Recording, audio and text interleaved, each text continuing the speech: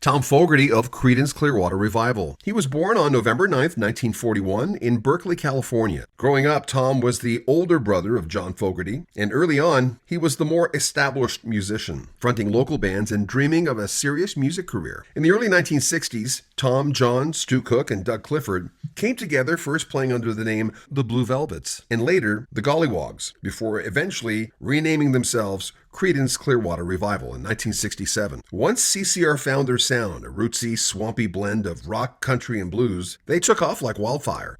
From 1968 to 1970, Creedence Clearwater Revival became one of the biggest American bands in the world, with a string of huge hits like Proud Mary, Bad Moon Rising, Green River, Down on the Corner, Fortunate Son, and Who'll Stop the Rain. However, as CCR's success grew, tensions rose. John Fogerty took almost complete control of the band's creative direction, writing, singing, producing, and often dictating arrangements. Tom, once the band's original leader, became frustrated at being sidelined. He felt increasingly like a background player in a band he started. In early 1971, after recording 6 albums together, Tom left CCR, citing the loss of creative input and tensions with John. Shortly after Tom's departure, the remaining trio, John, Stu, and Doug, released the album Mardi Gras in 1972. It was a record, ironically, where John Fogerty insisted that Stu and Doug share equal songwriting and singing duties. But without Tom, and without John carrying the full load, the album was a critical and commercial flop, seen by many as the sound of a once great band falling apart. Shortly after Mardi Gras, CCR officially disbanded. After Creedence, Tom Fogerty launched a solo career in the 1970s, releasing several albums like his self-titled debut in '72,